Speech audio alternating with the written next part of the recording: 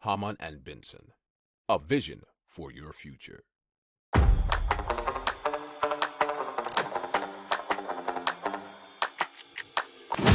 Économie, tech et innovation, hydrogène, énergie. Le journal des stratèges. Présenté par Boris Kalt. Bonjour à tous et bienvenue dans le journal des stratèges. Au sommaire aujourd'hui, on va vous parler de la repousse des dents. Après les dents de lait et les définitives, on pourrait en créer artificiellement de nouvelles, d'une borne de recherche danoise qui suit la météo, d'une peinture intelligente qui réagit, elle, à la météo, et d'un dispositif qui limite la consommation d'eau domestique. Vous écoutez le journal des stratèges numéro 392, on s'approche du 400e, et ça commence tout de suite. Hamann and Benson. Le journal des stratèges. Et donc, cette innovation dentaire, si on peut dire, provient d'une start-up japonaise qui s'appelle Toregem Biopharma.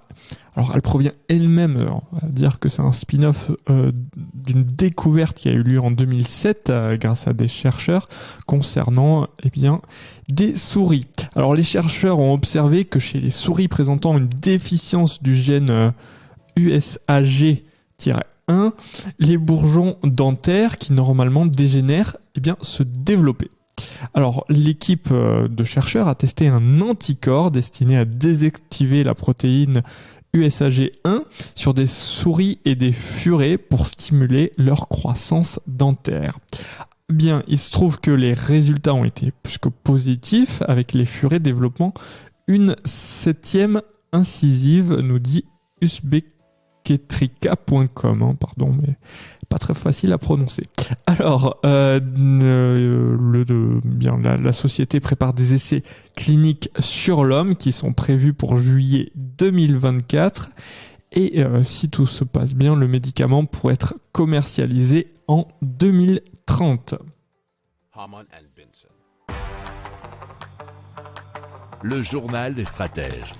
Alors, au Danemark, un distributeur énergétique qui se nomme Better Energy Charge vient de mettre en place un système un peu différent où le prix de l'énergie varie en fonction de la quantité d'énergie renouvelable disponible à l'heure où vous effectuez la recharge. Alors, la borne dispose d'un système, bien sûr, de paiement dynamique lorsque la production d'énergie des parcs éoliens et photovoltaïque est à son maximum. Alors ça se trouve à Sonderborg et ça appartient à la société Better Energy.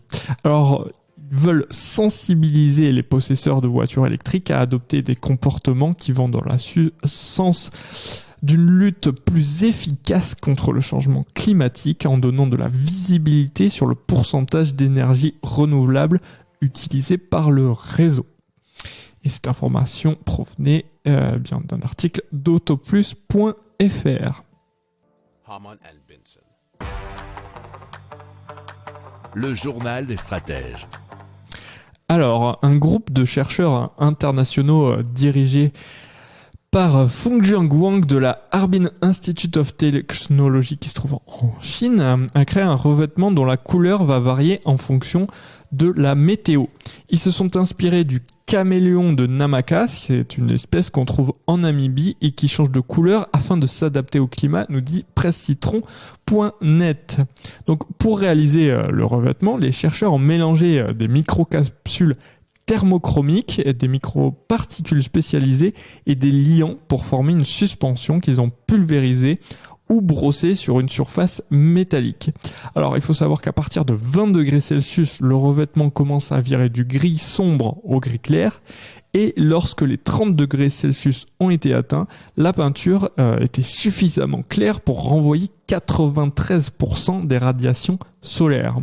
Alors de plus, cette invention a une très bonne résistance aux chaleurs extrêmes puisque celle-ci n'aurait affiché aucun signe de détérioration lorsqu'elle a été chauffée à 79 degrés Celsius pendant toute une journée.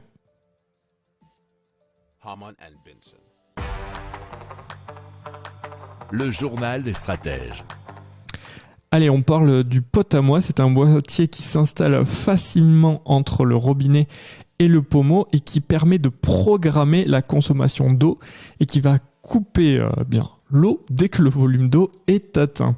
Alors, le pot à moi aide à réduire la consommation d'eau et d'énergie pour une économie qui peut atteindre jusqu'à 14 500 litres d'eau chaude par an et par personne, nous dit l'article de latribune.fr. Alors, il est destiné aux ménages, aux professionnels de l'hôtellerie et du tourisme, et le dispositif sera commercialisé prochainement lors d'une campagne de crowdfunding sur la plateforme KissKissBankBank. Alors, il faut savoir que selon une étude de Veolia, une douche en France dure 4 à 5 minutes en moyenne pour une consommation de 60 à 80 litres d'eau. Hamann and Benson. Le journal des stratèges. Voilà, c'est terminé pour aujourd'hui. Je vous souhaite une excellente fin de journée et je vous dis à très très vite pour plus d'infos. Ciao, ciao.